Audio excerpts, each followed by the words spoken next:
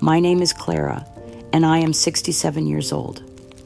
As a retired master weaver, I dedicated my entire life to the intricate craft of creating lasting beauty through traditional methods passed down through generations. I diligently managed my finances throughout my career, ensuring independence and self-sufficiency in my golden years. My modest apartment had been a sanctuary for my art, filled with cherished pieces that told the story of a lifetime spent honoring the ancient traditions of textile creation. I sought to impart appreciation for enduring quality and craftsmanship to my granddaughter Lily, hoping she would understand the value of things made with love and time, rather than mass-produced convenience. Then, soaring rent in my neighborhood forced me into Lily's spare room, and my carefully ordered world collapsed around me. Her minimalist space, with its stark white walls and absence of warmth, felt like a museum of emptiness. Her strict vegan diet dismissed generations of family recipes, and her constant social media presence clashed violently with my quiet traditions of contemplation and handwork. She openly dismissed my cherished rituals as old-fashioned and inefficient. But the breaking point came when I discovered that Lily had quietly donated my most treasured possession, a handmade quilt representing hundreds of hours of my weaving, to a thrift store without even asking. "Too much stuff," she said with casual cruelty. My son Mark simply sighed and declared, "You're too old to change, Mom." My life's values, my artistic identity, my very essence reduced to nothing more than clutter that disrupted her aesthetic. I felt utterly disrespected, culturally invalidated, stripped of autonomy, and heartbroken beyond words. Yet as despair threatened to consume my very soul, a master weaver's keen eye for detecting subtle threads and hidden patterns ignited a cold fury deep within my chest. What Lily, Mark, his wife Brenda, and her friend Chloe didn't know was my carefully guarded, secret, meticulous creative journals detailing every cherished piece I had ever made, including photographs and documentation of their value. And my hidden digital recorder had captured Lily and Brenda discussing their calculated plan to declutter my belongings, explicitly believing I was too old to notice or too sentimental to understand modern living. My textile historian ally had already recognized the donated quilt's $5,000 value. This time, their insidious disregard for my life's work wouldn't just unravel, it would expose their cruelty, reclaim my artistic legacy, and redefine our understanding of mutual respect between generations, no matter the agonizing cost to my heart. The morning I discovered my grandmother's quilt was missing from the cedar chest where I had carefully stored it, I felt my world tilt off its axis. That quilt wasn't just fabric and thread. It was a masterpiece representing 3 generations of women's love and craftsmanship, hundreds of hours of meticulous work that connected me to my mother and grandmother in ways that transcended mere ownership. I found Lily in her pristine kitchen, scrolling through her phone while sipping some kind of green smoothie that looked like liquefied grass. The apartment's sparse modern design felt like a cold alien territory where warmth and history had been systematically eliminated in favor of what she called clean living. "Lily," I began gently, my voice trembling with the effort to stay calm. "I can't find my grandmother's quilt, the blue and white one with the intricate star pattern. Have you seen it anywhere?" She didn't even look up from her phone. "Oh, that old thing, I donated it to the thrift store yesterday. It was taking up way too much space in the closet. And honestly, Grandma, it didn't really fit with the aesthetic I'm trying to maintain here." The casual way she spoke about my most treasured possession, as if it were nothing more than an unwanted piece of furniture, hit me like a physical blow. Before I could fully process what had happened, Mark and Brenda arrived, having been summoned by some invisible family alert system that activated whenever there was potential for conflict. "What's going on here?" Mark asked immediately, sensing the tension in the room. Brenda positioned herself beside Lily, creating a united front that made me feel like an intruder in what was supposed to be my temporary sanctuary. Lily launched into her explanation with the confidence of someone who believed she was absolutely right. "Grandma, you just have way too much stuff. This isn't how we live anymore. Your old traditions are inefficient and frankly a bit stuffy. We're modern now. We embrace minimalism and sustainability. You need to adapt to the 21st century." She gestured around her apartment as if it were a museum of enlightened living, pointing out the absence of what she called unnecessary clutter. Her collection of my antique weaving tools, which she had already banished to a corner of the spare room, was described as space-wasting relics that disrupted her carefully curated, minimalist aesthetic. "Everything here has a purpose," she continued with evangelical fervor. "Every item contributes to a harmonious living environment. Your collections, they just create visual noise and emotional baggage that prevents us from living in the present moment." I tried desperately to explain the profound sentimental and artistic value of the donated quilt, the hundreds of hours of meticulous labor it represented, and its irreplaceable connection to our family's history. "Lily, that quilt was handmade by your great-grandmother for me when I was first married." I pleaded, tears flowing freely down my cheeks. "It's not just stuff, it's art, it's family history, it's love made tangible. Each stitch represents hours of careful work stories passed down through generations. How could you just give it away without even asking me?" I tried to explain how my mother had taught me those same stitching techniques by candlelight during power outages, how each pattern had meaning and significance that connected us to women who had come before us, how the quilt represented not just warmth, but heritage and continuity.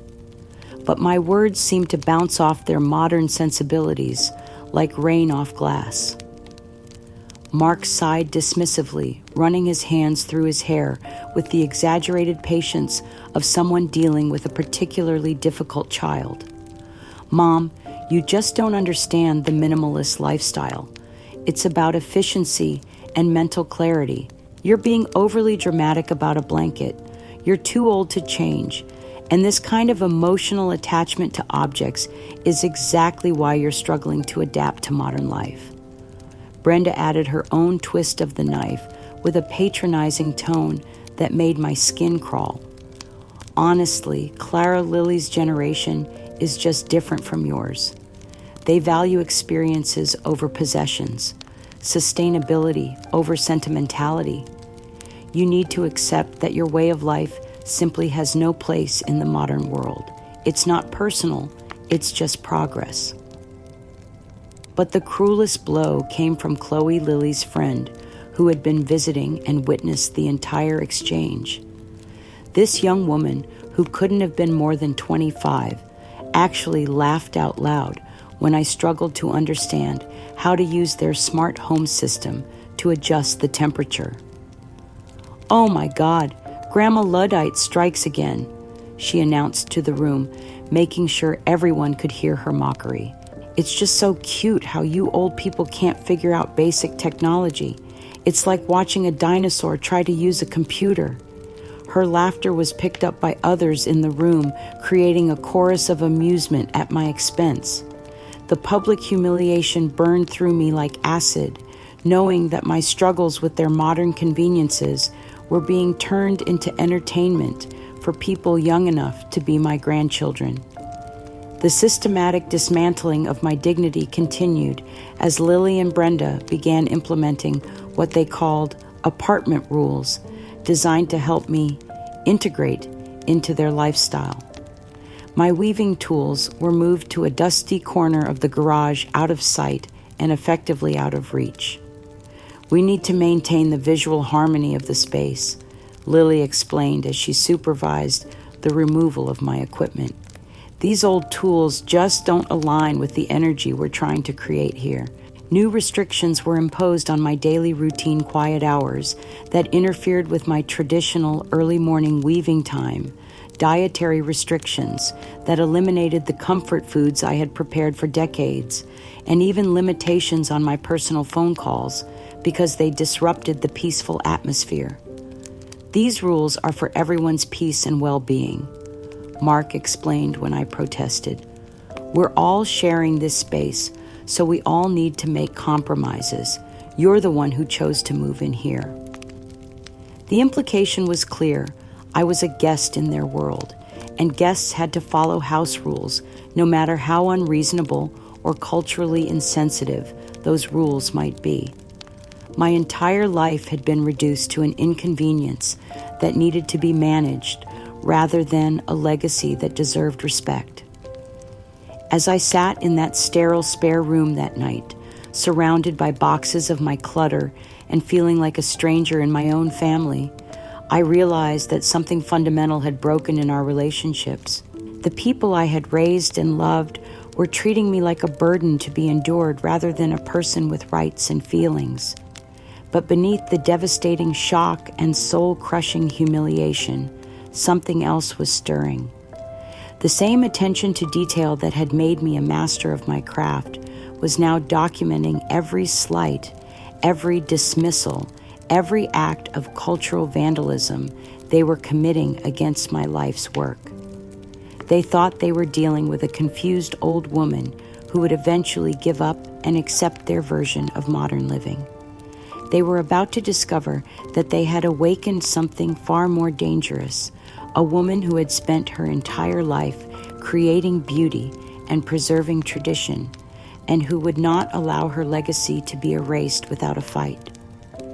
In the weeks following the devastating loss of my grandmother's quilt, Lily's campaign to transform me into what she called a digitally integrated senior escalated with frightening intensity. She seemed to view my traditional ways of living as a personal challenge to her modern lifestyle, a problem that needed to be solved through technology and rigid adherence to her minimalist philosophy. "Grandma, you really need to embrace the digital age," she announced one morning while setting up what looked like a small computer tablet on my bedside table. "I've enrolled you in online tech literacy classes, and I've downloaded several meditation apps that will help replace your outdated methods of finding peace." The dismissive way she spoke about my quiet contemplation practices, the gentle rituals of prayer and reflection that had sustained me through decades of life's challenges, was breathtaking in its arrogance. She spoke as if my spiritual practices were primitive superstitions that needed to be replaced with her approved digital alternatives. "These apps are scientifically designed to promote mindfulness and emotional regulation." She continued with the confidence of someone who had never experienced real loss or hardship. "They're much more efficient than just sitting and thinking, which honestly seems kind of unproductive." Brenda, who had apparently appointed herself as my lifestyle coordinator, constantly pointed out my inefficiencies and clutter to anyone who would listen. When neighbors came to visit, or when Lily entertained her friends, Brenda would make sure to highlight how my presence was disrupting their carefully curated living environment. "Clara still doesn't understand the principles of conscious living," she would say with false sympathy. "She's so attached to these old objects and outdated routines. It's really quite sad how the elderly struggle to adapt to progress." Her words were designed to make me feel ashamed of who I was and what I valued, painting my lifetime of experiences as obstacles to overcome rather than wisdom to be honored. But the most devastating discovery came when I realized that Lily had systematically removed every trace of my family's history from the common areas of the apartment.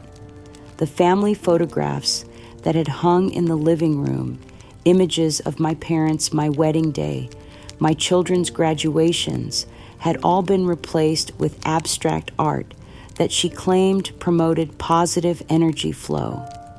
Those old family photos were creating too much emotional density in the space, she explained when I asked about their disappearance. We need to focus on the present moment rather than dwelling on the past. Even more crushing was overhearing her conversation with my grandchildren Ethan and Chloe during one of their visits. I was supposed to be napping, but her voice carried clearly through the thin walls. Grandma's old things take up too much space and energy, she told them with casual cruelty. They're filled with outdated vibrations that interfere with our family's ability to move forward. That's why we had to put most of her stuff in storage. The chilling clarity of that moment hit me like a physical blow. Lily wasn't just insensitive to my needs, she was actively erasing my very presence from her life and systematically disconnecting my grandchildren from their cultural heritage. This wasn't about space or aesthetics. It was about complete control over the family narrative. As I processed this devastating realization, my mind drifted to a secret I had carried for decades, a sacrifice that made Lily's current dismissal of my craft and heritage almost unbearable in its irony. When Lily was in her early 20s and struggling to establish herself as an artist, she had made a desperate decision that could have destroyed her future. Facing mounting debt and pressure to succeed, she had secretly forged several valuable antique textile pieces, creating replicas so convincing that she was able to sell them to collectors for $75,000. As a master weaver with decades of experience, I had immediately recognized the deception when I saw the pieces in a gallery catalog, the stitching patterns, the aging techniques, the subtle inconsistencies in the materials. Everything pointed to sophisticated forgery that could have resulted in federal charges and permanent disgrace for Lily. To save her from criminal prosecution and public ruin, I had quietly used over $50,000 from my retirement savings to discreetly buy back the forged pieces through intermediaries. Then, working in secret over several months, I had meticulously restored them to hide the evidence of forgery, all while fabricating a convincing story about having discovered them in a forgotten family trunk. The sacrifice of my financial security and artistic integrity had been enormous, but I had done it out of boundless love for a granddaughter I believed would someday understand and appreciate the traditions I was trying to preserve. The immense irony of Lily's current dismissal of my craft, the very expertise that had saved her from prison, was almost too painful to bear. When I tried to hint at these past sacrifices during one of our increasingly tense conversations, hoping to remind her of the love and support I had always provided, Lily's response was swift and cruel. "Grandma, you're always trying to make me feel guilty with your stories about how much you've done for everyone," she snapped with genuine anger. "Your past choices were your own responsibility, not something you can use to manipulate us forever. Brenda says you're engaging in classic emotional blackmail tactics." Mark, who had witnessed this exchange, simply sighed with the exhausted patience of someone dealing with a particularly difficult burden. "Mom, you just don't understand how the minimalist lifestyle works. It's about letting go of the past and embracing efficiency. All this emotional attachment to objects and old stories is exactly what's preventing you from adapting to modern life." Chloe, who had been visiting during this conversation, actually laughed at my obvious distress. "It's kind of funny how old people always think their stuff is so important. Like we have the internet now, Grandma. We don't need physical objects to remember things. The systematic dismissal of my life's work and values continued with what Mark and Brenda presented as the perfect solution to my supposed inability to adapt to their lifestyle. During a family meeting that felt more like an intervention, they announced that they had found an ideal placement for me. We've located a wonderful assisted living facility called Quiet Pines, Mark announced with the tone of someone delivering good news. It's specifically designed for seniors who are struggling with lifestyle transitions. Everything is taken care of: their meals, activities, social interaction. You won't have to worry about keeping up with modern living anymore. The facility was 50 miles away from anyone I knew, effectively isolating me from any potential sources of support or advocacy. But the most devastating part of their proposal was their plan to fund my placement. To cover the initial costs and ongoing fees, Brenda explained with false kindness, we'll need to sell your remaining antique weaving tools and any other valuable pieces you still have in storage. It's really the most practical solution for everyone involved. They were proposing to strip me of my artistic legacy, the tools that connected me to generations of craftswomen, and the pieces that represented a lifetime of creative achievement. My entire identity as an artist and keeper of tradition would be liquidated to pay for my own imprisonment in a facility designed to warehouse inconvenient elderly relatives. This way you won't have to worry about maintaining all those old things, Lily added with what she probably thought was compassion. You can focus on relaxing and enjoying your golden years without all the stress of preserving the past. As I sat in that sterile apartment, surrounded by people who had systematically erased every trace of my identity and were now planning to complete my cultural annihilation, I felt a profound pain that went beyond mere betrayal. This was the deliberate destruction of everything I had worked to preserve and pass down to future generations. But beneath the crushing despair and bitter realization of my family's calculated cruelty, something unbreakable was forming. The same meticulous attention to detail that had made me a master of my craft was now focused on documenting every act of cultural vandalism they were committing against my legacy. They thought they were dealing with a confused old woman whose attachment to stuff made her incapable of embracing progress. They were about to discover that they had awakened a woman who understood the true value of things made with love and time, and who would not allow her life's work to be erased without exposing the cruelty behind their modern sensibilities. The day they came to remove me from Lily's apartment, I knew with absolute certainty that the family I had loved and nurtured was about to complete the systematic destruction of everything I held dear. Lily and Mark arrived like an occupying force, accompanied by staff from Quiet Pines and a moving truck that would carry away the last remnants of my artistic legacy. Grandma, it's time for your transition to a more suitable living environment, Lily announced with the cold efficiency of someone executing a well-planned operation. The staff at Quiet Pines specializes in helping seniors adjust to simplified living. You'll be much happier there.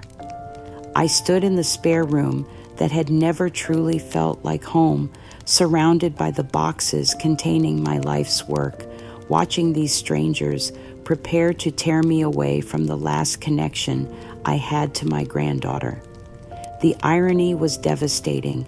I, who had spent my career preserving tradition and beauty, was being discarded by people who saw my values as worthless clutter. Please, I begged, my voice breaking with desperate emotion. Don't do this to me. These tools, these pieces, they're not just objects. They're my connection to generations of women who came before us. Their art, their history, their love made tangible. But they moved forward with mechanical precision, treating my pleas as background noise to be ignored. The facility staff began efficiently packing my precious antique weaving tools, spindles worn smooth by my mother's hands, looms that had created countless masterpieces needles that had been passed down through 3 generations of craftswomen. These items will be properly cataloged and stored, one of the staff members explained with practiced indifference, as if my life's work were nothing more than inventory to be managed. My meticulous creative journals, containing decades of patterns, techniques, and artistic discoveries, were carelessly tossed into boxes marked personal papers. The few remaining handmade textile pieces that Lily hadn't already donated or discarded were folded hastily and stuffed into storage containers without regard for their delicate construction or historical significance. "Mark, please." I turned desperately to my son, hoping to reach whatever remained of the child I had raised with such love and dedication. "This is my life, my artistic identity. You know my mind is completely clear. Your own children, Ethan and Chloe, are watching you destroy their cultural heritage." Mark's eyes filled with tears, and for one brief moment, I thought I saw the compassionate son I had once known. He started to say something to Lily, but his words were too quiet to hear. In the end, he stood by in cowardly silence, allowing his mother to be dragged from her sanctuary like a piece of unwanted furniture. In that agonizing moment, I understood the complete and irreversible nature of Mark's betrayal. The son I had trusted to preserve our family's values had chosen convenience over courage, his daughter's approval over his mother's dignity. As they physically escorted me toward the door, Lily demonstrated the full extent of her callousness with chilling detachment. "Just get her settled and comfortable," she instructed the facility staff with the tone she might use to discuss disposing of old appliances. "And make sure you take her phone. She won't be needing it where she's going." The casual way she spoke about isolating me from the outside world, cutting off my connections to the artistic community, and friends who might question her treatment of me, revealed the calculated nature of her plan. This wasn't about my well-being, it was about silencing me permanently. Brenda, sensing my complete helplessness, couldn't resist delivering one final blow. Speaking loud enough for the neighbors who had gathered to watch the spectacle, she announced, "Honestly, Clara was just becoming too much of a burden for Lily. This is really for her own good. She's completely lost touch with reality and was becoming obsessed with all that old junk." But the cruelest cut came from my grandson Ethan, who had clearly been coached to deliver a public humiliation that would justify my removal. In front of the facility staff, neighbors, and anyone else who might question their actions, he looked at me with practiced disdain and declared, "Grandma, you're just crazy anyway. Why don't you just die already and stop being such a burden? Your old stuff is gross and nobody wants it." The public nature of his cruelty was clearly intentional. They wanted witnesses to my supposed mental instability, proof that even my own grandchildren found me repulsive and burdensome. In the sterile, impersonal environment of Quiet Pines, stripped of my personal belongings and isolated from everyone who had ever known the real me, I experienced a darkness deeper than anything I had ever encountered. They had confiscated my phone, monitored my mail, and effectively severed every connection I had to the artistic world that had given my life meaning.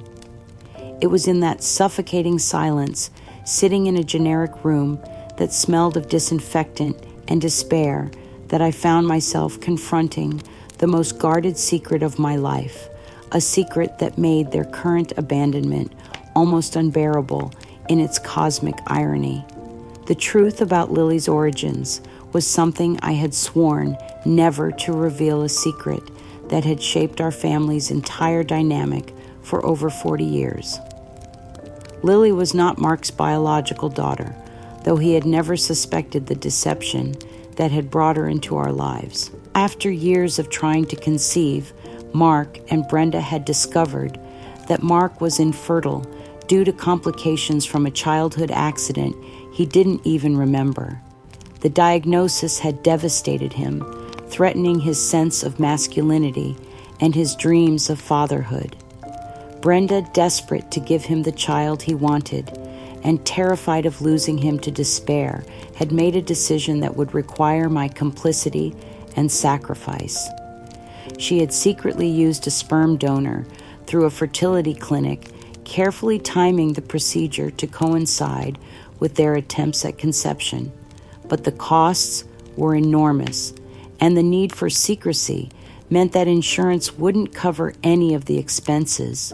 Brenda had come to me in tears, begging for help, not just with the financial burden, but with maintaining the deception that would preserve Mark's fragile emotional state.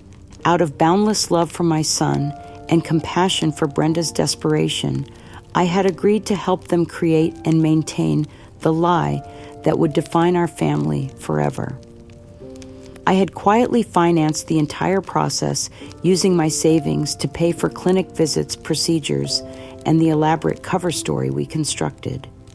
More than that, I had helped Brenda fabricate medical records, coordinate alibis, and maintain the perfect deception that allowed Mark to believe he had fathered a biological child.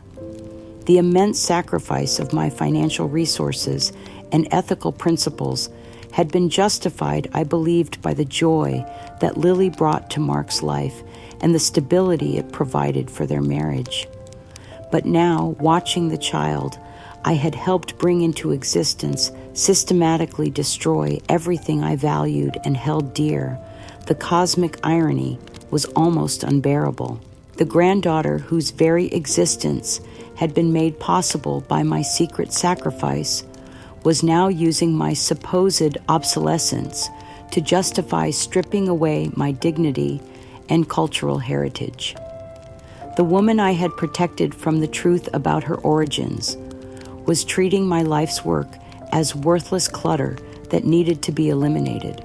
As I sat in that sterile facility, surrounded by the evidence of my family's complete betrayal, I felt the weight of secrets that had shaped decades of my life.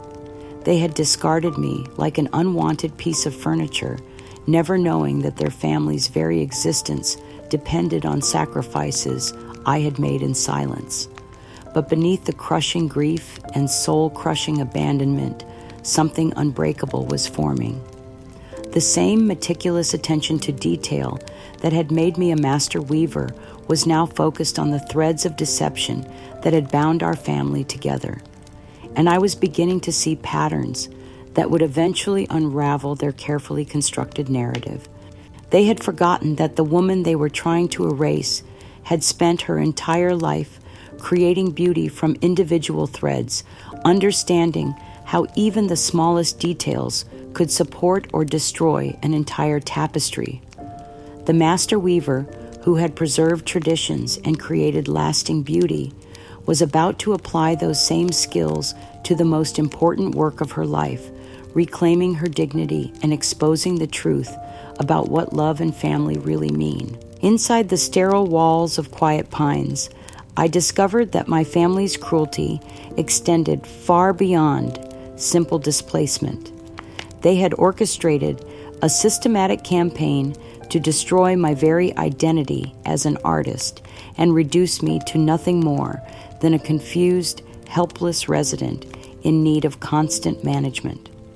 The facility staff, clearly influenced by Lily and Brenda's generous donations and manipulated progress reports about my supposed mental decline, subjected me to a relentless regimen of psychological gaslighting that left me questioning my own expertise and artistic judgment. "Now, Clara," the head nurse would say with patronizing sweetness whenever I tried to discuss textile patterns or the philosophical concepts behind traditional craftsmanship, "you're a resident here now, dear, not an artist. Those days are behind you, and it's important to focus on your current reality rather than dwelling on the past." My sharp intellect, honed by decades of understanding complex weaving patterns and cultural traditions, was constantly questioned and undermined. When I protested about violations of my autonomy or tried to explain the historical significance of various textile techniques, my concerns were immediately dismissed as delusions or confusion typical of someone experiencing cognitive decline. "Let's not get ourselves worked up over imaginary achievements," the facility director would say during her weekly visits, her tone suggesting that my entire professional life had been some elaborate fantasy. These memories of being a master craftsperson are just your mind trying to hold on to feelings of importance. It's very common in residents who are struggling to accept their new circumstances. My attempts to engage in meaningful conversation about art history or philosophy were met with condescending smiles or treated as signs of agitation that required medication. The woman who had once been consulted by museums and cultural institutions about textile preservation was now treated like a confused elderly person whose opinions had no value. The most heartbreaking torture came through the carefully orchestrated visits from my grandchildren.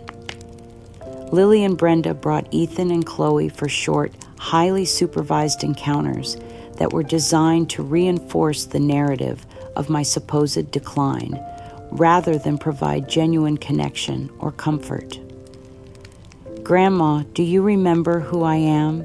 12-year-old Ethan would ask, with rehearsed concern, his young face showing confusion that seemed genuine but was clearly coached.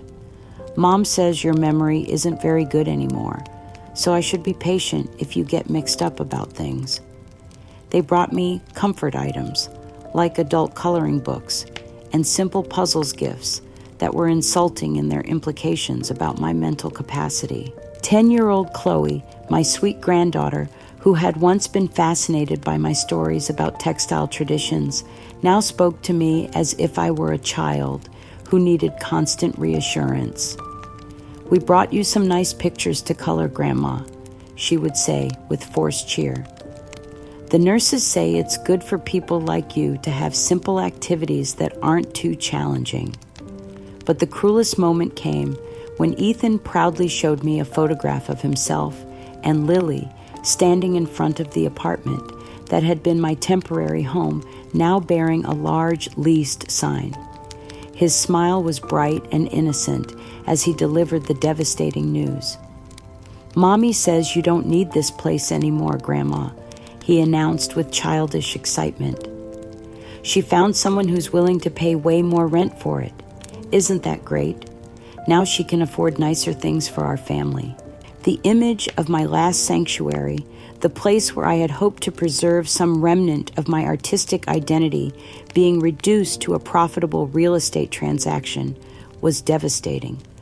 But I couldn't show my heartbreak without proving their point about my emotional instability. The public destruction of my life's work continued with Brenda's calculated social media campaign. She took to various platforms with triumphant announcements about the apartment lease, celebrating a $500 monthly increase that would generate $6,000 annually in additional income. Her posts included architectural renderings showing the new tenants' planned minimalist renovations that would strip away every trace of my artistic touches. The custom-built weaving nook where I had found peace, the carefully arranged display of my antique kitchenware, the cozy reading corner where I had studied textile history, all of it would be demolished to make way for sterile contemporary improvements. "Out with the old, in with the new," Brenda posted alongside these images. Sometimes progress requires letting go of sentimental clutter. Lily's vision for modern, efficient living is exactly what today's renters want. This public visual desecration of my life sanctuary pushed me into a despair so profound I could barely function.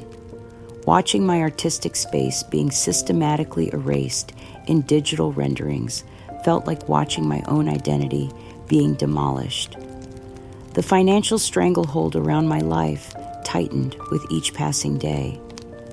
I discovered that my personal bank accounts were now entirely controlled by Lily as my court-appointed guardian. My pension payments automatically diverted to an account I could no longer access.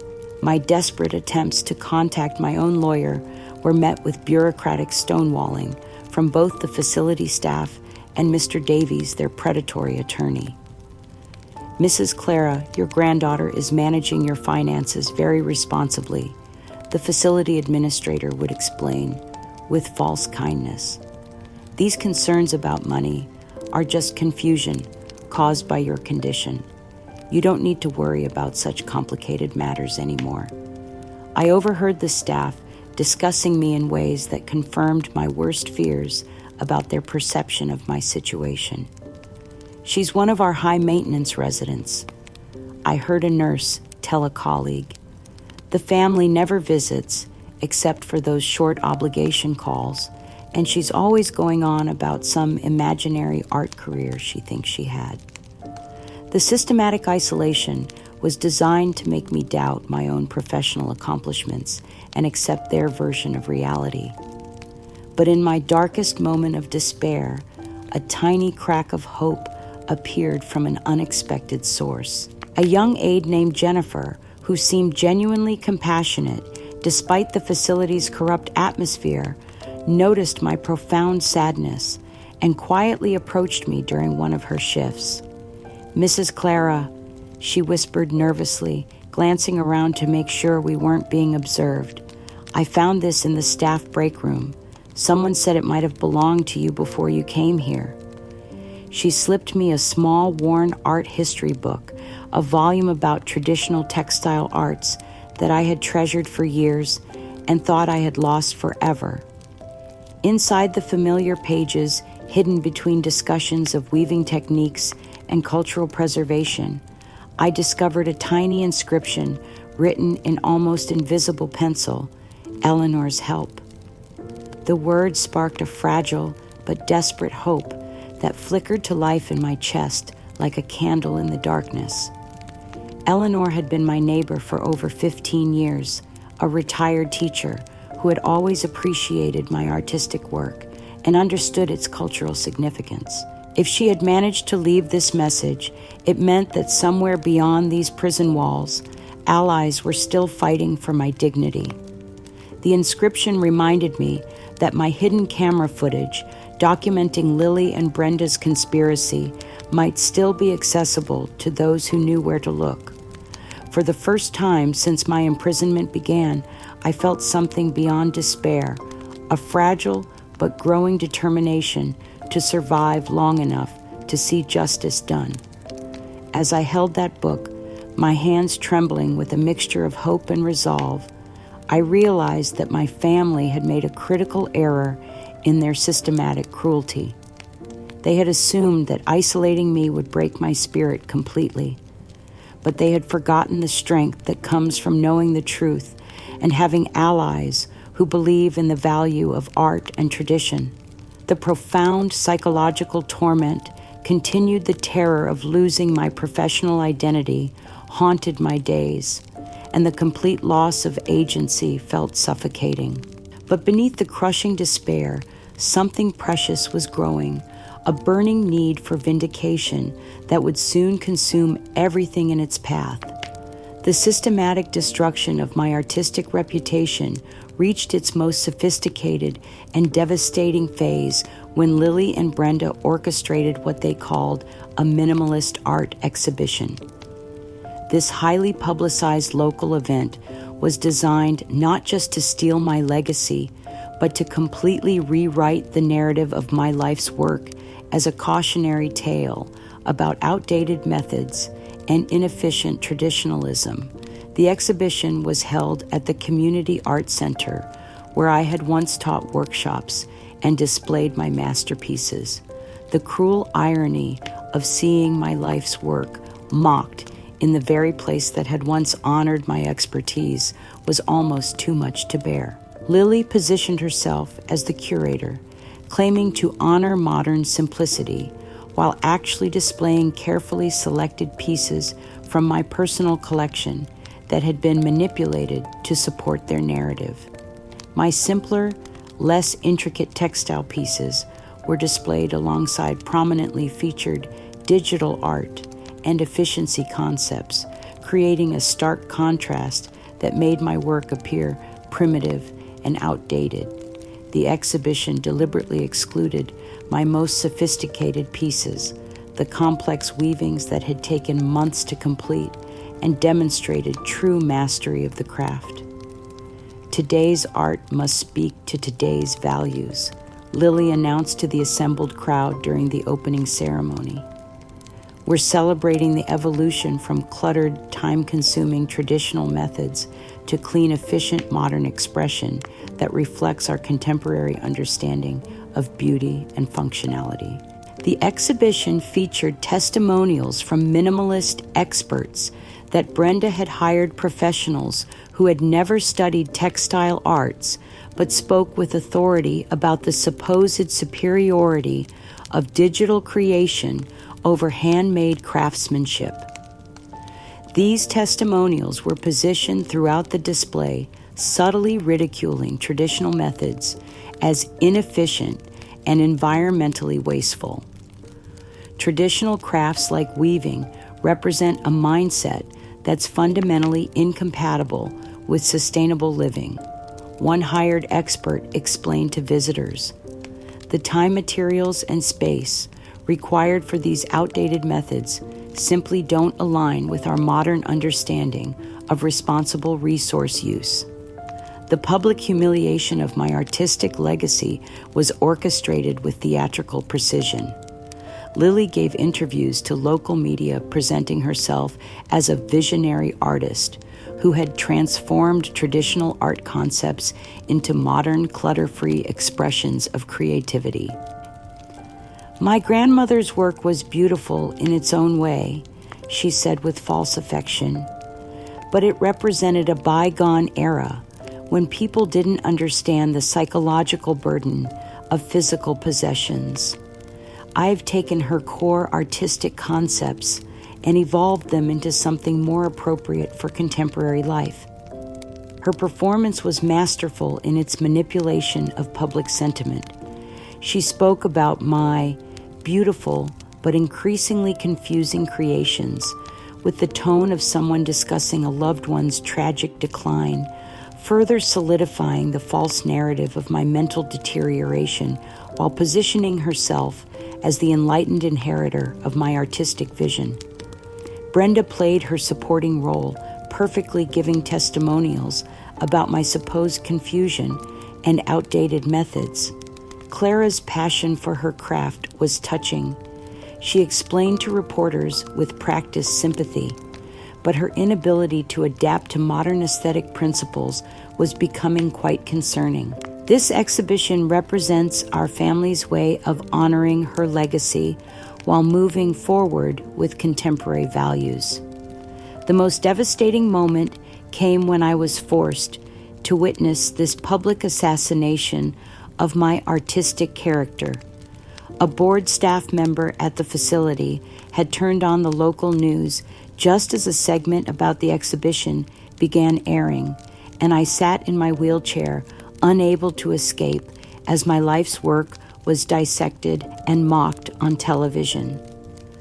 The cameras showed Lily and Brenda posing beside my cherished pieces, now displayed as relics of a bygone era that demonstrated the evolution of artistic consciousness. My precious textiles were presented as examples of inefficient creativity that modern artists had learned to transcend. These traditional pieces require hundreds of hours to complete, the reporter explained while the camera panned over my work, while contemporary digital art can achieve similar aesthetic impact in minutes. The exhibition demonstrates how artistic expression has evolved to meet the demands of our fast-paced, environmentally conscious world. Watching my artistic legacy being twisted into a public performance of my supposed obsolescence was unbearable. My body trembled with rage and despair as I witnessed strangers discussing my limitations, while my own family profited from the systematic destruction of everything I had worked to create. But the cruelest violation came through my grandchildren's participation in the exhibition. 12-year-old Ethan appeared in a pre-recorded video that was played prominently during the event, speaking with disturbing confidence about concepts he couldn't possibly understand. "I've learned so much about digital art from my mom," Ethan declared to the camera with practiced authority. "It's so much better than the old way of making things. Digital art is fast and efficient, and you don't need to keep all that stuff around taking up space." His words, delivered with the innocent conviction that only a child could provide, served as the perfect endorsement of their narrative. Here was the next generation, they suggested, freed from the burden of outdated traditions and equipped with modern understanding of artistic expression. 10-year-old Chloe's contribution was even more devastating.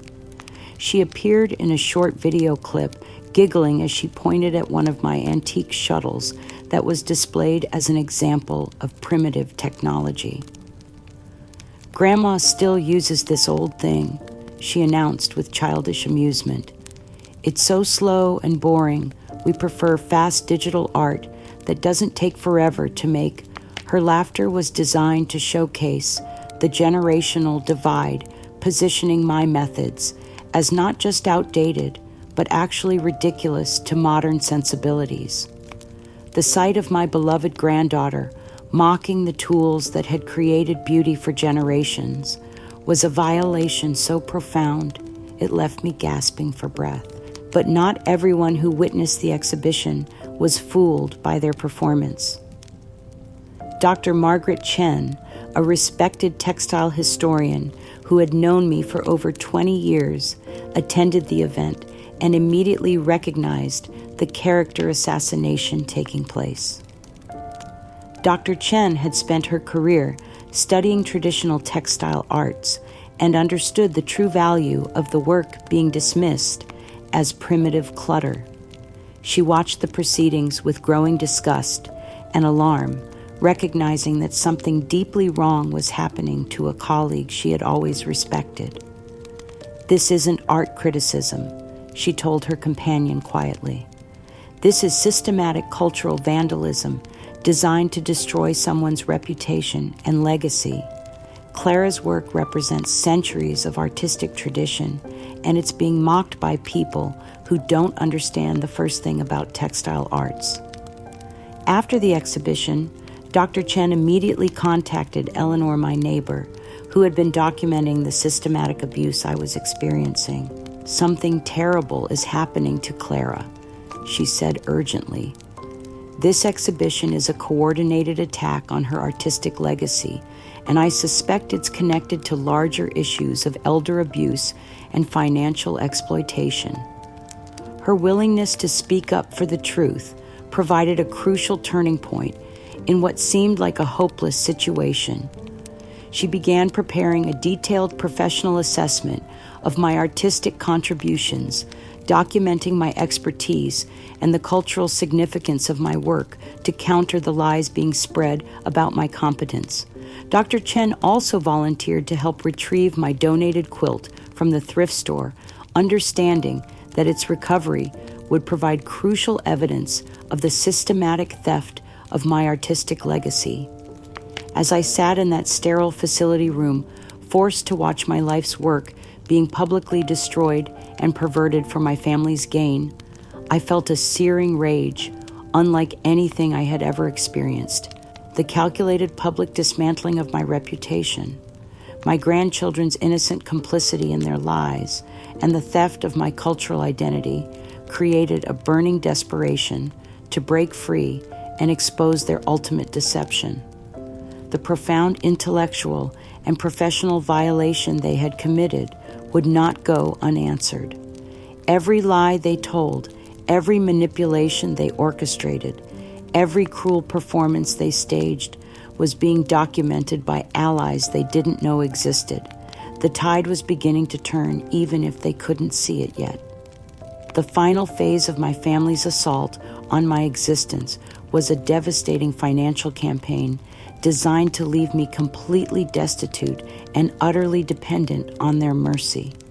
Mark, working in coordination with Brenda's strategic guidance, initiated what could only be described as economic warfare against his own mother.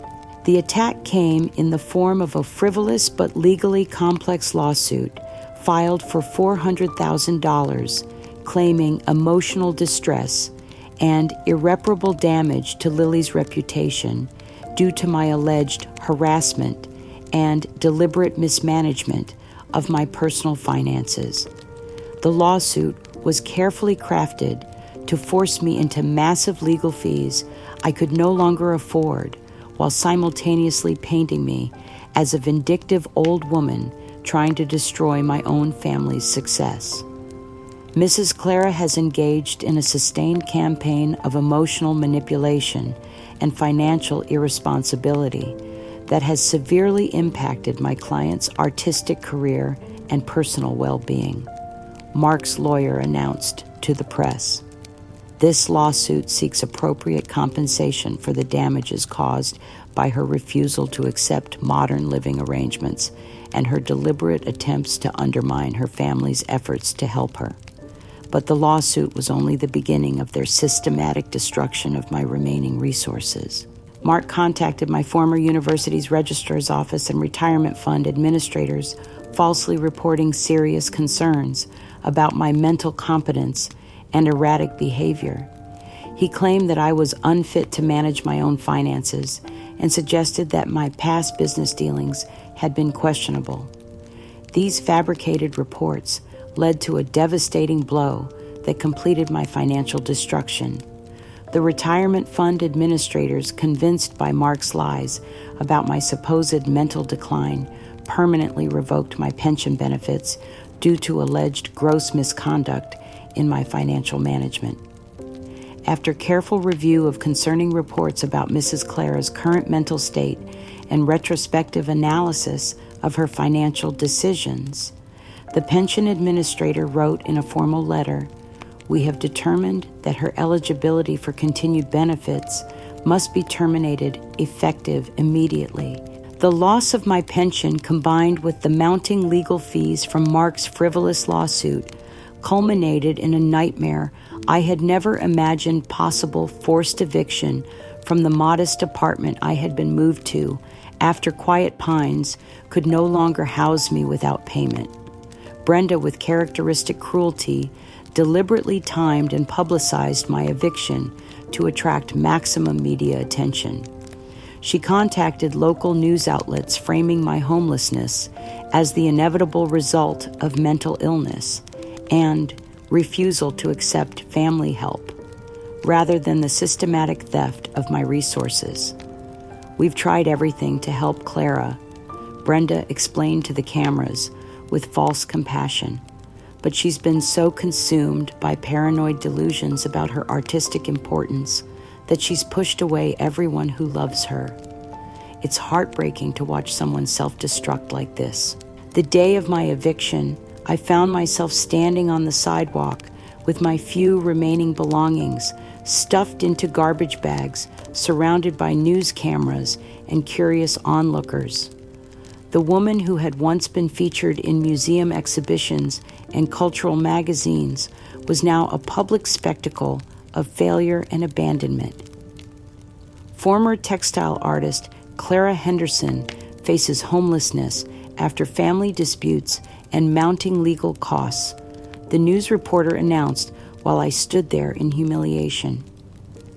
Her family describes the situation as tragic, but says they've exhausted all options for helping her accept necessary care.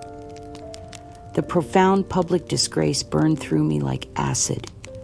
To be reduced to a homeless charity case in front of people who had once sought my artistic guidance and respected my expertise felt like the complete destruction of everything I had ever been.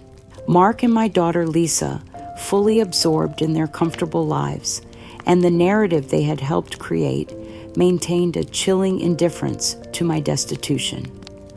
When reporters asked Mark about his mother's situation, his response was swift and calculated.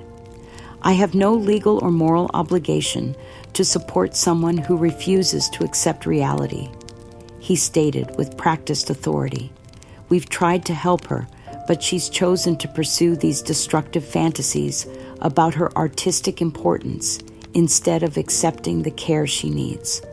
Lisa was equally dismissive, posting on social media about her incredibly busy schedule, with subtle implications that I was causing unnecessary drama for attention. Both of them actively avoided any location where they might encounter me, unable to face the human cost of their systematic betrayal. But Brenda's cruelty reached new heights with her most audacious display of stolen wealth. Using the proceeds from my apartment lease, which had generated over $500,000 in increased rental income, along with my systematically stolen savings, she purchased a massive custom-built minimalist art studio for Lily. The studio was a testament to modern design and cutting-edge technology, featuring state-of-the-art digital art equipment that cost more than I had earned in several years of textile work. Brenda made sure to publicize the purchase, extensively framing it as evidence of Lily's artistic success and vision. This beautiful creative space represents Lily's triumph over outdated artistic traditions. Brenda posted alongside professionally photographed images of the studio.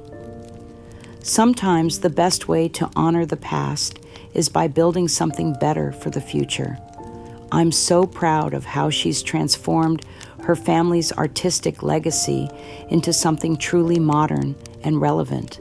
The images showed Lily posing in a workspace that had been purchased with money literally stolen from my life's work, all presented as evidence of her artistic evolution and success. The cruelty was breathtaking in its calculated precision. My stolen legacy transformed into a monument to their triumph over traditional values. The relentless psychological and financial siege pushed my body beyond its limits. The stress of losing everything I had worked for, combined with the inadequate medical care available to homeless individuals, created a perfect storm of physical collapse. I was standing in line at a homeless shelter's medical clinic, waiting for basic care I couldn't afford anywhere else, when a crushing pain in my chest made the world spin around me. The heart attack was swift and merciless, dropping me to the floor as concerned strangers called for an ambulance. I was rushed to the emergency room with my life hanging by a thread, my body finally rebelling against the immense pressure my own family had subjected me to. As consciousness faded, I was completely alone. No family by my bedside, no visitors bringing comfort, just the stark reality of abandonment by those who should have loved me most. But in the depths of unconsciousness, something unexpected happened. Fragments of memory began to surface, pieces of conversations with Lily that suddenly seemed relevant to my current situation. In my dreamlike state, I recalled a specific conversation from years ago when Lily had approached me in distress about her failing boutique business. The memory was vivid and disturbing. I remembered how Lily had begged for my financial assistance, admitting that she had misrepresented her business successes to the family and was facing bankruptcy. She had been desperate, tearful, and completely dependent on my help to avoid public humiliation. "Grandma, I've been lying to everyone about how well the boutique is doing," she had confessed. "I'm drowning in debt, and if you don't help me, I'll lose everything. Please, I'll pay you back, I promise.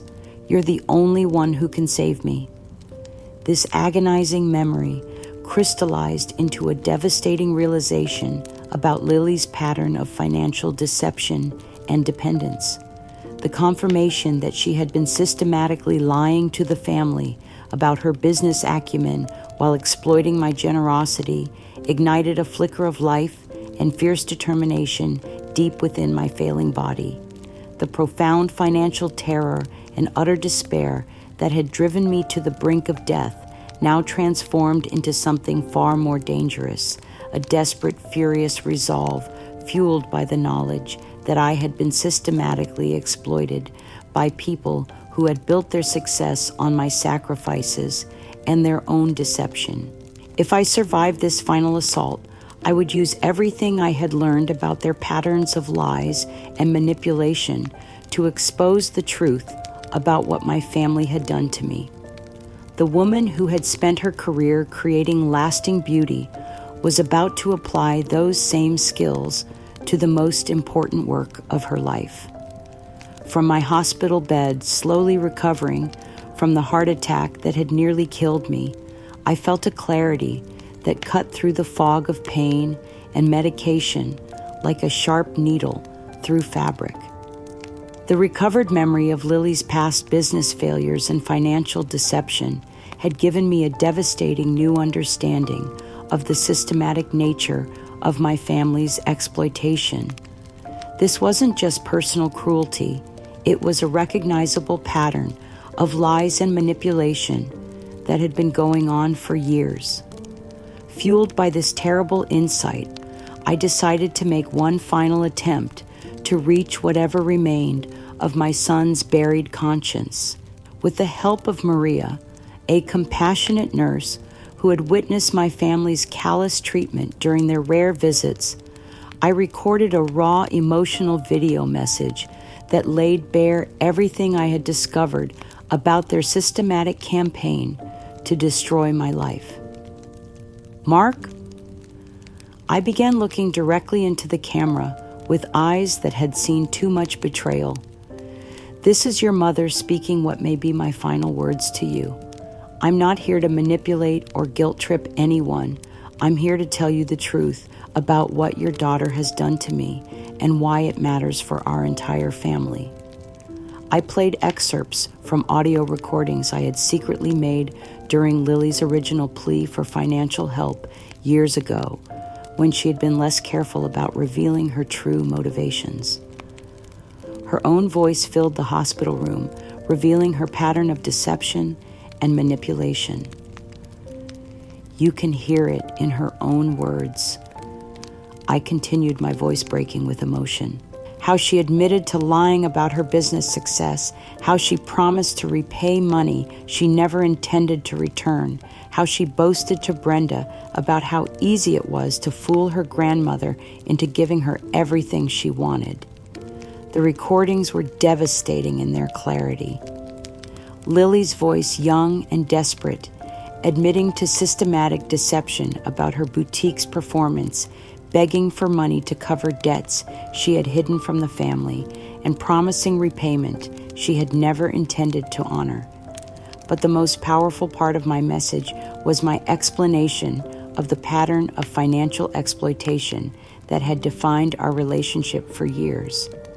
I spoke about specific instances where Lily had manipulated my emotions to extract money, promising artistic collaborations that never materialized, and business partnerships that existed only to drain my resources.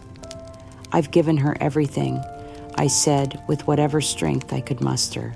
My savings, my artistic collection, my home, my dignity. And in return, she systematically destroyed everything I've worked for while convincing you that I'm the problem. This isn't about generational differences. It's about theft lies and the complete betrayal of family trust. The video was meant to be a private appeal to Mark's conscience, a final attempt to reach the son I had once known beneath the enabling accomplice he had become. Maria promised to deliver it directly to him, hoping that seeing his mother's broken condition and hearing the evidence of Lily's deception might finally penetrate his walls of denial. But Brenda, who had bribed multiple hospital staff members to monitor all my communications, intercepted the message before Mark could see it. Her response was swift and devastating. She immediately recognized the video's potential to destroy their carefully constructed narrative and moved to weaponize it against me. Using sophisticated editing software and her network of media contacts, Brenda manipulated my desperate plea beyond recognition. She altered the tone of my voice to make me sound paranoid and vengeful, spliced segments out of context to create false accusations, added ominous background music to suggest mental instability, and cut crucial explanations that provided context for my claims. Watch as this troubled elderly woman attempts to destroy her own family using fabricated recordings and delusional accusations, Brenda announced in her own video response. This is clear evidence of the paranoid thinking and emotional manipulation that has made our family situation so difficult to manage. She sold the heavily doctored video to a prominent national gossip news channel, framing it as definitive proof of my deteriorating mental state and desperate attempts to avoid accepting help. My explanations about Lily's financial deception were twisted into evidence of grandiose delusions and attempts to blackmail her own granddaughter. The video went viral within hours, spreading across social media platforms with commentary that painted me as a difficult elderly relative, trying to destroy her successful family and avoid accepting the care she obviously needs. My desperate plea for truth and justice had been transformed into a weapon that proved their point about my supposed mental decline. Mark and Lisa's response was the final nail in the coffin of any hope I had harbored for family reconciliation. They appeared on national television within days, giving perfectly coordinated interviews that were calculated to generate maximum sympathy while destroying any credibility I might have retained.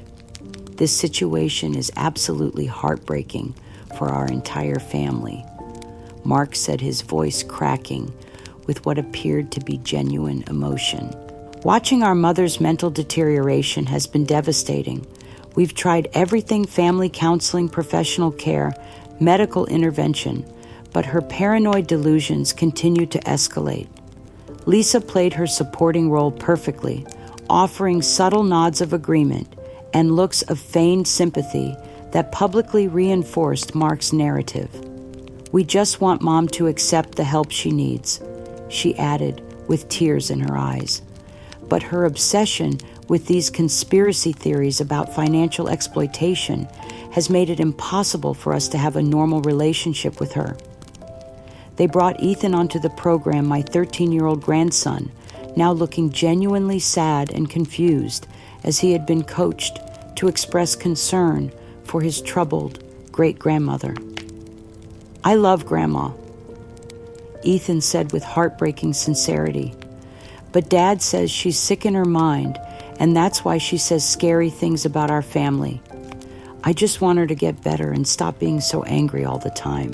The interview was masterfully crafted to present them as long-suffering family members, heroically managing an impossible situation, while I was portrayed as a delusional relative whose mental illness had made her dangerous to herself and others. The segment was shared millions of times, with viewers expressing sympathy for my family's difficult situation and criticism of my manipulative behavior. But even as my public image crumbled beyond repair, a crucial ally was working behind the scenes to document the truth. Dr. Margaret Chen, the textile historian who had been appalled by the minimalist art exhibition, had been contacted by Eleanor, my neighbor, and was conducting her own investigation into my case. Her analysis of Brenda's manipulated video revealed clear evidence of digital tampering, altered audio frequencies, spliced segments, and background additions that proved the message had been heavily doctored. More importantly, Her investigation into Lily's supposed art business had uncovered a pattern of financial deception that supported my claims about systematic exploitation. "This isn't just elder abuse," she told Eleanor during one of their private conversations. "This is a sophisticated fraud operation that has been ongoing for years. Clara's story is being suppressed because the truth would expose a pattern of financial manipulation that involves multiple family members." Her willingness to risk her professional reputation to support my case provided a turning point that I couldn't yet see from my hospital bed.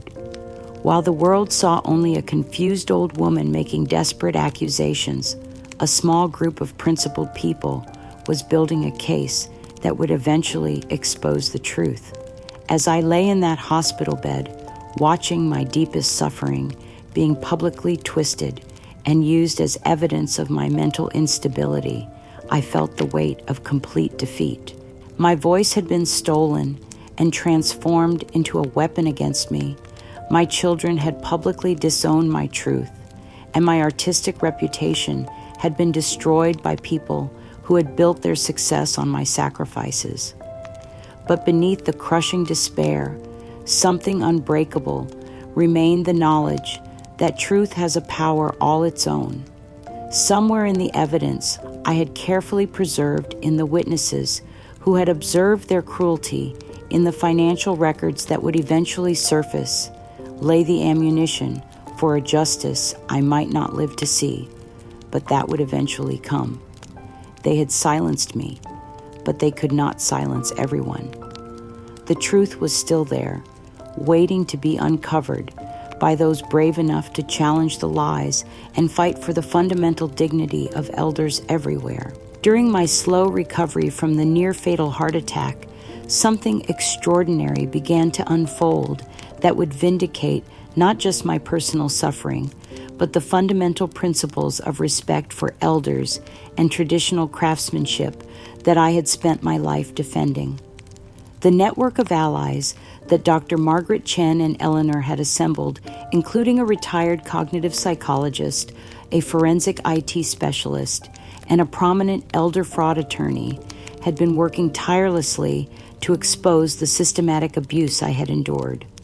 Their efforts were funded through an unexpected source, a former wealthy client whose family heirloom textiles I had once restored, was so horrified by my story that she provided the resources needed to mount a comprehensive legal challenge. This generous funding allowed us to launch a massive federal civil and criminal lawsuit against Lily and Brenda for fraud, elder abuse, and national defamation. The case attracted global attention with media outlets describing it as a landmark battle between traditional values and modern manipulation. The courtroom was packed with reporters, textile artists, elder advocates, and supporters who recognized that my case represented something larger than personal vindication. It was about the fundamental right of elderly people to maintain their dignity and cultural heritage. But the moment that changed everything came when my legal team announced that we had irrefutable video evidence of the conspiracy. The hidden cameras I had discreetly installed in my apartment's living room, a precaution born from years of documenting textile work, had captured hours of conversations that revealed the true nature of my family's treatment of me. As the unfiltered footage played on large screens throughout the packed courtroom, Lily and Brenda's conspiracy was exposed in devastating detail. Their own voices filled the silent room, revealing their calculated cruelty with chilling clarity. "The old lady's completely clueless about what we're doing," Lily's voice said with obvious satisfaction. "We just need to keep pushing the dementia angle, and eventually we can get full control of her assets. She's sitting on at least $250,000 that could clear all our debts." Brenda's response was even more damning. "Perfect. And once we establish that she's mentally incompetent, we can liquidate everything, the textiles, the tools, the savings. It's all just taking up space anyway." The footage also captured their discussion of how to manipulate my grandchildren, revealing a shocking lack of humanity in their treatment of innocent children. Just keep telling Ethan and Chloe that Grandma is confused and needs to be managed, Lily instructed Brenda. Kids believe what adults tell them, so we can shape their perception however we want. But perhaps the most chilling moment came when Brenda's voice, captured during one of their private planning sessions, revealed the depths of their callousness. Honestly, it would be so much easier if the old bat would just die already. Then we wouldn't have to deal with any of this guilt-trip nonsense about family heritage and traditional values. The raw greed, calculated manipulation, and blatant disrespect were laid bare before the court and the watching world. Here was undeniable proof that my family had systematically plotted to destroy my life, steal my assets, and erase my cultural legacy for their own financial gain. When Lily was called to testify, the transformation was immediate and devastating. The confident young woman who had spoken so eloquently about minimalist living and modern values was confronted with the cold, hard evidence of her own recorded words and systematic cruelty. As her voice echoed through the courtroom, casually discussing the theft of my life's work and the deliberate destruction of my dignity, something fundamental broke inside her. The facade she had maintained for years crumbled completely, revealing the broken person beneath.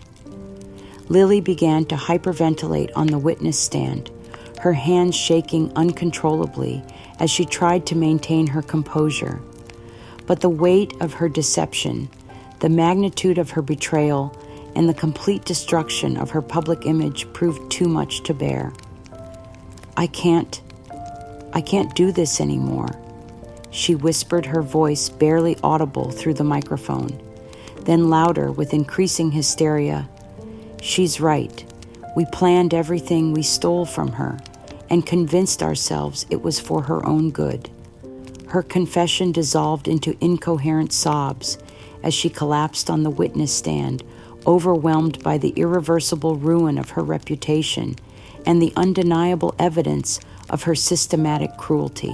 The sight of her, a woman who had once seemed so confident in her modern values, utterly destroyed by her own greed, was profoundly heartbreaking even for me. Despite everything she had done, watching my granddaughter's complete psychological destruction brought me no joy. This was still the child I had loved and tried to nurture, whose artistic development I had supported, even when it meant sacrificing my own dreams. Brenda's reaction was equally devastating, but in a different way. As the full scope of her manipulation and financial exploitation was revealed, she attempted to flee the courtroom, but was immediately restrained by court security. Her cunning facade collapsed into desperate tears and utter disgrace as her role as the primary architect of the conspiracy was laid bare for all to see. "It wasn't my idea," she screamed as she was restrained. "Lily wanted the money. I was just helping her get what she deserved from her grandmother's outdated lifestyle." But the recordings contradicted her desperate lies, clearly showing her as the mastermind behind many of the most cruel and calculated aspects of my abuse. Mr. Davies, their lawyer, was publicly disbarred and faced criminal charges for his role in facilitating the systematic exploitation of a vulnerable elder. His career was over, his reputation destroyed, his future ruined by his participation in what the judge would later call one of the most systematic cases of elder abuse and cultural vandalism ever documented. But perhaps the most heartbreaking moment came when Mark was called to testify. My son, who had enabled this conspiracy through his passive complicity, was forced to confront the true nature of what his daughter had become and what his silence had enabled. As he listened to Lily's recorded voice, casually discussing the theft of my life's work as he witnessed her complete breakdown on the witness stand, as he understood the full scope of the cruelty that had been perpetrated in his family. Mark suffered his own profound psychological collapse. "I failed her," he said through tears of genuine anguish, speaking about me rather than Lily for the first time in years. "I let them destroy my mother because I was too cowardly to stand up for what was right. I chose easy lies over difficult truths, and I enabled the destruction of the woman who gave me everything." His breakdown was devastating to witness, but it also represented the first genuine acknowledgement of my suffering that I had heard from any family member. The ideal image of his family, the successful granddaughter, the wise daughter-in-law, the harmonious modern household, was utterly shattered, leaving him to confront the reality of what they had actually become. As I sat in that courtroom, vindicated at last, but emotionally drained by the painful exposure of my family's systematic cruelty, I felt a profound sense of relief wash over me. The truth was finally out, documented beyond any possible denial. My voice had been heard, my story believed, my dignity restored. The profound vindication was overwhelming, but it was accompanied by a deep sadness for what my family had become. Lily's devastating collapse, Brenda's utter disgrace, Mark's genuine remorse.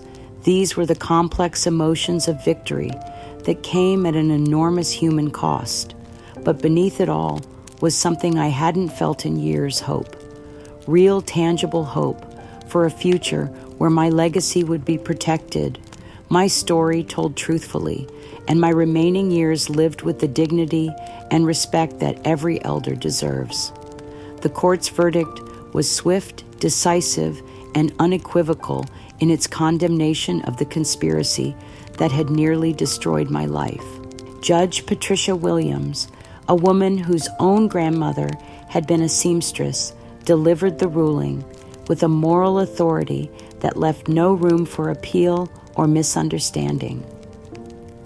This court finds the evidence of systematic elder abuse, financial exploitation, and cultural destruction to be overwhelming and deeply disturbing, she announced to the packed courtroom. The defendants have not only violated state laws regarding elder rights and financial exploitation, but have fundamentally betrayed the sacred trust that must exist between generations and the respect that is due to those who preserve our cultural heritage.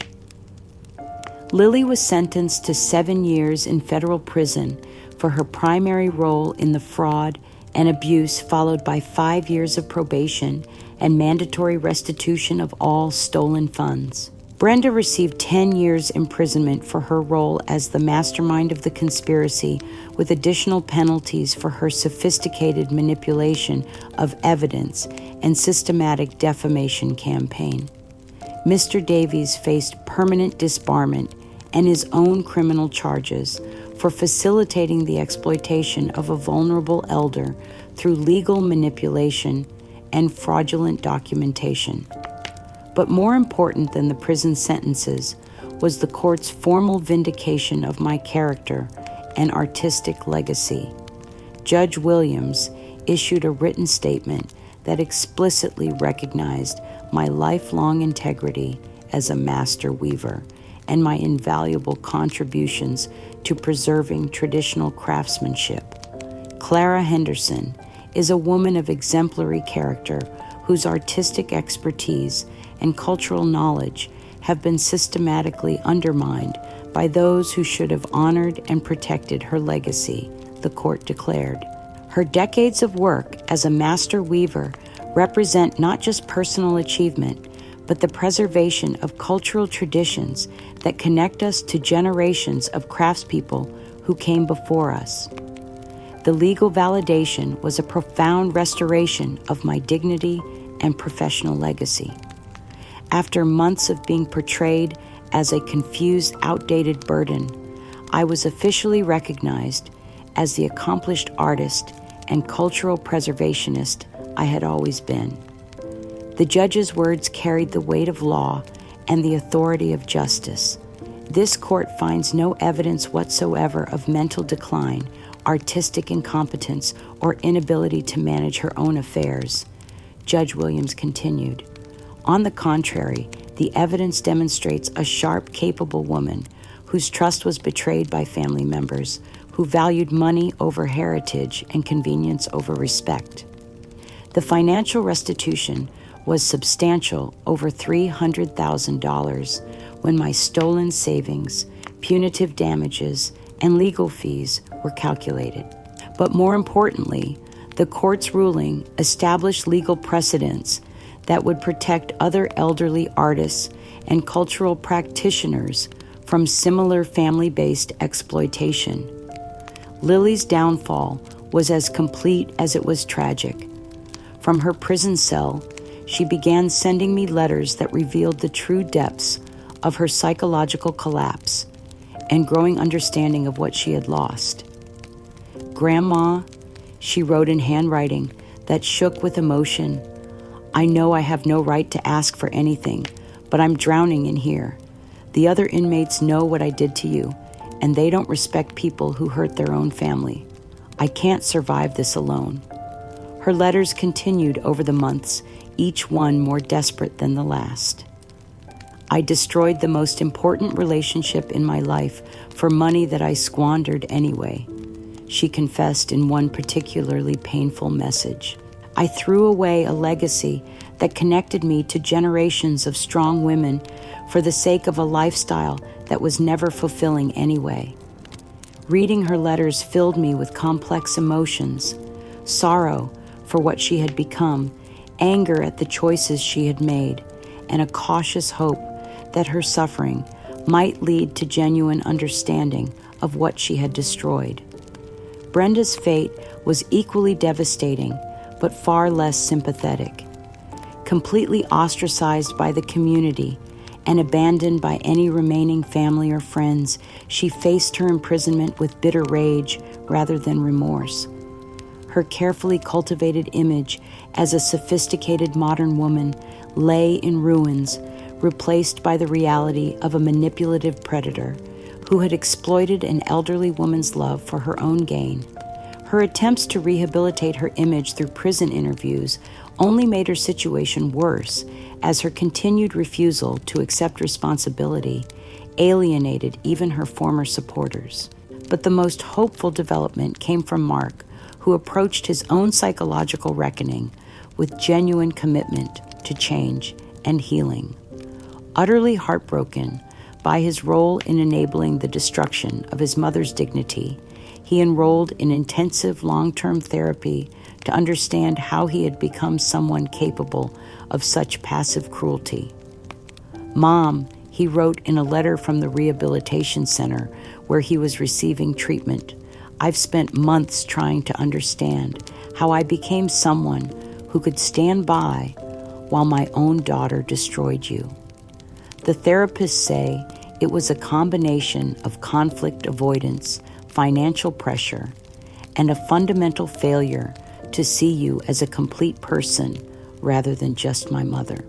His letters showed genuine progress in understanding his own psychological patterns and the damage they had caused. I realized that I never truly saw you as Clara the artist, Clara the cultural preservationist, Clara the woman with her own dreams and achievements, he continued. I only saw you as my mother, and when Lily convinced me you were becoming a burden, I chose the easy path of believing her rather than defending your dignity. While full reconciliation remained uncertain, Mark's commitment to genuine change and his acknowledgement of responsibility provided a foundation for potential healing that hadn't existed before. My daughter Lisa's response to the trial's revelations was perhaps the most immediately hopeful. She had witnessed the full scope of my suffering and her own family's cruelty, and she was consumed by guilt for her passive complicity in my destruction. Mom, she said through tears during our first private conversation after the trial, I can't undo my cowardice or take back the years I spent ignoring your pain, but I want to spend whatever time you'll give me proving that I can be the daughter you deserved all along." Her commitment to reconciliation proved genuine and unwavering. She began by publicly contradicting the false narrative she had once supported, giving interviews where she acknowledged my competence and artistic expertise. She took full responsibility for her failures and worked tirelessly to help rebuild what had been destroyed. Lisa became my steadfast advocate and companion, helping me navigate the complex process of rebuilding my life and reputation. The process was slow and sometimes painful, but it was authentic in ways our previous relationship had never been. "I'm learning what real love looks like," she told me during one of our healing conversations. "It's not about avoiding conflict or choosing the easy path. It's about standing up for what's right, even when it's difficult." The impact on my grandchildren, Ethan and Chloe, was both heartbreaking and ultimately hopeful. Now, teenagers who could understand the full scope of what had happened, they were deeply traumatized by their mother's crimes and their own unwitting participation in my abuse. They underwent extensive therapy to process the complex emotions of learning that their mother was in prison and that their coached performances had been part of a campaign to destroy their great-grandmother's dignity. The guilt they felt was profound, but it was the beginning of their own healing journey. When they finally came to visit me in my restored home, their young faces were marked by sadness, but also by a dawning understanding of truth and justice. "Grandma," Ethan said, his voice breaking with emotion, "we didn't understand what Mom was making us do. We thought we were helping her, but we were really helping her hurt you. We're so sorry." Chloe, now a young woman with her own sense of moral clarity, added, "We want to learn about weaving and traditional crafts from you. We want to understand what we almost lost because of Mom's greed." Their questions about our family's artistic heritage opened necessary conversations about creativity, respect, and the courage required to preserve cultural traditions even when they're not popular or profitable. Despite their trauma, I saw in them the potential to become the empathetic, principled adults they were capable of being. As I stood in my home, surrounded by the legal documents that restored my rights and dignity, I felt a profound sense of completion mixed with deep sadness for all that had been lost. The truth had prevailed, but at an enormous cost to my family's relationships and my own peace of mind. The victory was complete in legal terms, but it was bittersweet in human terms. My granddaughter was imprisoned and broken. My daughter-in-law was consumed by the consequences of her own cruelty, and my grandchildren were healing from trauma while learning to distinguish between love and manipulation. Yet beneath the complex emotions was something precious and unshakable, the knowledge that I had fought for truth and won that justice had prevailed, and that my voice would now be heard by countless others facing similar battles for dignity and respect. 3 years after the trial that vindicated my life's work and exposed the conspiracy that had nearly destroyed me, I wake each morning in my own home with a profound sense of gratitude that still surprises me with its intensity. My financial security has been fully restored through the court's restitution order, allowing me to live comfortably and independently in the space I have transformed into a sanctuary of creativity and tradition. The house itself tells the story of my resurrection. My restored weaving studio occupies the sunlit room where I once felt most at peace, now filled with both antique looms passed down through generations and modern equipment that allows me to continue innovating within traditional frameworks. The walls display my recovered textiles alongside new pieces that reflect both my classical training and my hard-won wisdom about resilience and renewal. My health, while requiring careful management due to my age and the stress-related heart condition, has improved dramatically since the elimination of constant fear and manipulation. The simple pleasure of waking up in my own space, making my own decisions, and pursuing my artistic passion without interference has given me an energy and purpose I thought I had lost forever. I spend my mornings weaving my fingers, moving through familiar patterns that connect me to centuries of craftswomen who came before me. The meditative rhythm of the loom helps me process the complex emotions of my journey while creating new beauty that will outlast the temporary ugliness of my family's betrayal. Mark's journey toward redemption continues from the rehabilitation center where he has committed to long-term treatment for his psychological patterns and enabling behaviors. His letters arrive regularly, each one showing deeper insight into his actions and stronger commitment to personal transformation. Mom, he wrote in his most recent letter, I understand now that I spent so many years being afraid of conflict that I enabled cruelty instead of confronting it. I chose Lily's anger over your dignity because her disapproval seemed more threatening than your suffering. I can't undo that cowardice, but I can make sure I never again choose comfort over truth. His ongoing therapy has revealed the complex factors that contributed to his enabling behavior, his fear of disappointing his successful daughter, his discomfort with aging and mortality, and his fundamental failure to see me as a complete person rather than just his mother. While these factors don't excuse his actions, they provide a framework for understanding and potentially healing. I'm learning that real love sometimes requires difficult conversations and uncomfortable choices. He continued, You deserved a son who would defend your dignity, and I failed you completely. I can't become that son retroactively, but I can try to become someone worthy of your forgiveness. Our correspondence has evolved into something I never expected: honest conversations about our family's history, his understanding of artistic value, and his hopes for eventual reconciliation. While a fully restored relationship remains uncertain, the foundation of truth and mutual respect has been established.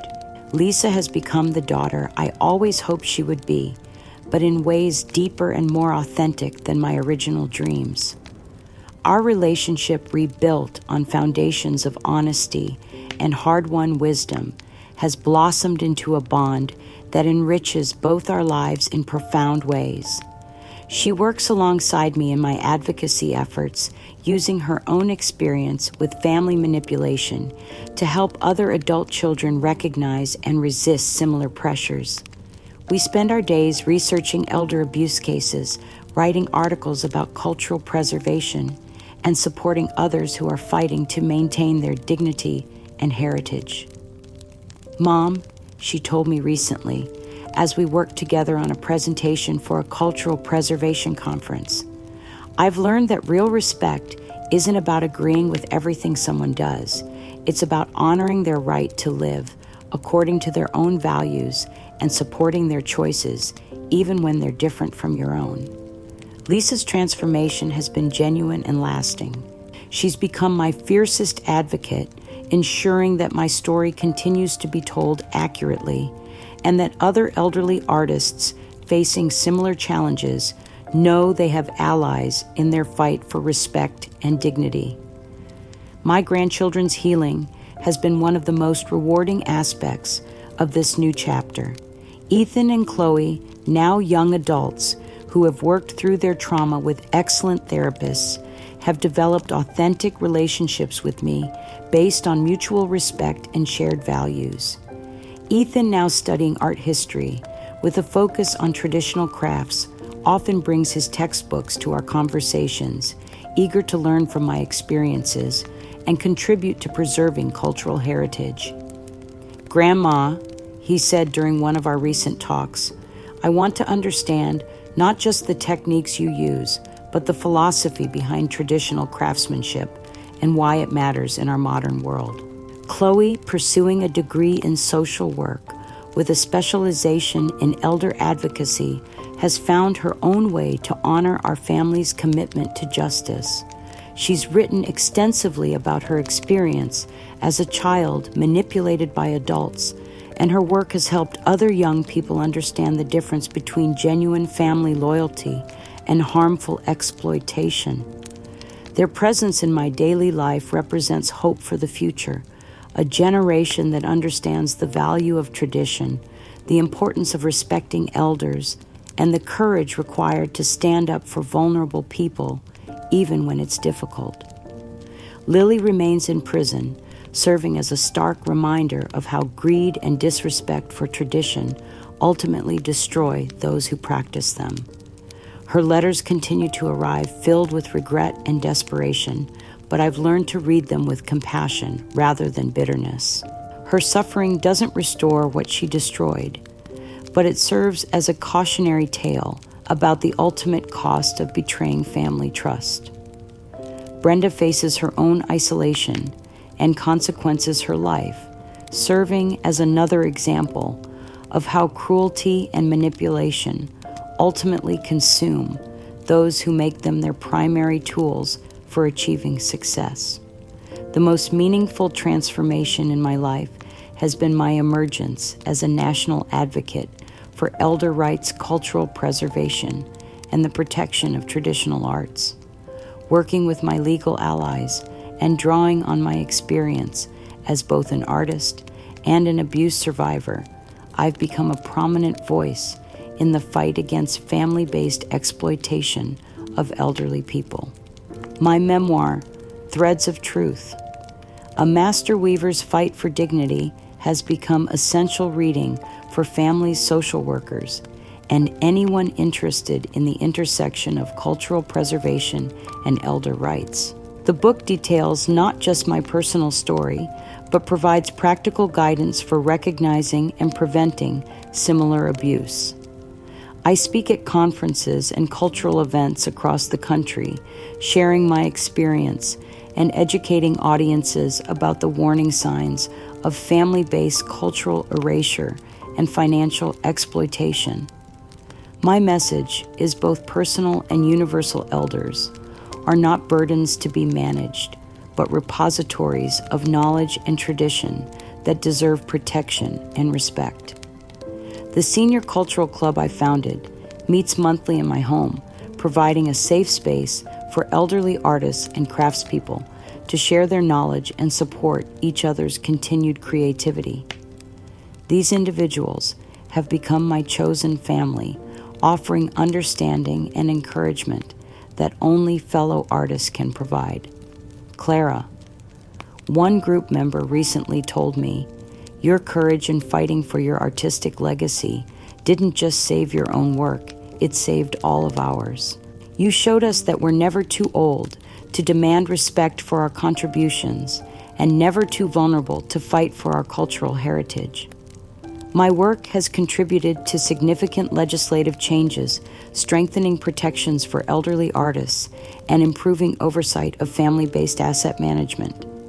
The systematic failures that enabled my abuse have been addressed through new training programs, accountability measures, and victim advocacy resources. Most importantly, I found immense joy and profound meaning in transforming my pain into positive change. My days are filled with purposeful activity, genuine relationships, and the quiet satisfaction of a life lived authentically and independently. The victory is complete not just in terms of justice, but in the deeper sense of having reclaimed my identity, my purpose, and my artistic legacy. The woman who was once dismissed as outdated and burdensome has become a powerful advocate whose influence extends far beyond her own story.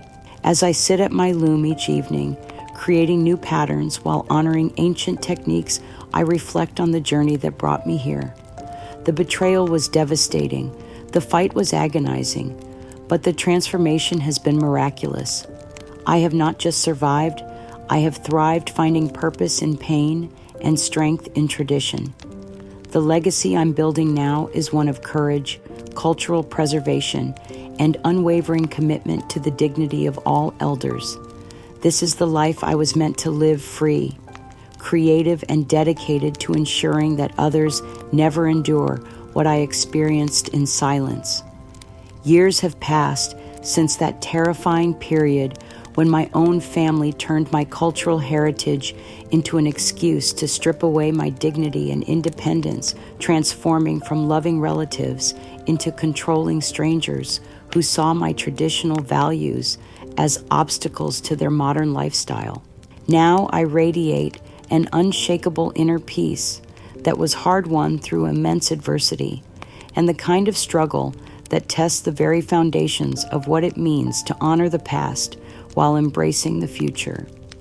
My cherished home, once threatened by those who claimed to know what was best for me, has become a sanctuary of vibrant creativity and authentic relationships. The rooms are frequently filled with the genuine laughter of Lisa and my grandchildren, our bonds rebuilt on foundations of honesty, respect, and deep appreciation for the cultural traditions that connect us to generations who came before us. I have become a respected voice in the national conversation about elder rights, cultural preservation, and the fundamental importance of respecting traditional knowledge. My story serves as a beacon of hope for countless others who are fighting to maintain their dignity and heritage in the face of well-meaning but misguided family interference. My days are rich with meaningful pursuits, weaving writing, teaching, and mentoring, all chosen freely, and pursued with the quiet joy that comes from hard-won independence and authentic purpose. Reflecting on my arduous journey through betrayal and back to dignity, I understand now that my greatest strength lay not in silent acceptance of others' judgments about my worth, but in courageously defending my right to live according to my own values and preserve the cultural knowledge I had spent a lifetime acquiring. I learned that self-worth is an unshakable foundation that cannot be destroyed by others' inability to appreciate tradition, and that true family is built on genuine respect and understanding rather than convenience or control. I carry no bitterness toward those who wrong me, only a profound wisdom gained from transforming my deepest pain into lasting purpose and positive change. My suffering was not meaningless. It became the catalyst for legal reforms, educational programs, and advocacy efforts that continue to protect vulnerable elders from the kind of systematic cultural erasure and financial exploitation I endured. To anyone listening to my story who recognizes their own struggles within it, I offer this essential message. Elder abuse and family manipulation to seize property are insidious forms of cruelty that thrive when we remain silent about our rights and accept others' dismissal of our values. Your heritage deserves preservation, your knowledge deserves respect, and your dignity is a fundamental right that no one, not even family members who claim to be modernizing your life, has the authority to take away. Truth will ultimately prevail over manipulation. Authentic tradition will triumph over trendy dismissal, and genuine relationships will prove stronger than those built on financial exploitation and cultural disrespect. A life of purpose and independent cultural expression is always possible, no matter how outdated your current circumstances may seem to others. The human spirit possesses a remarkable capacity for resilience, and dignity can be reclaimed even after the most systematic attempts to erase it.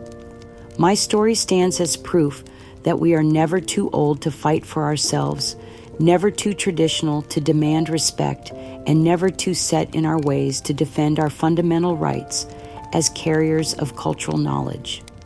The victory may come at great cost, and the relationships may be forever changed, but the freedom and authenticity that follow make every moment of struggle worthwhile.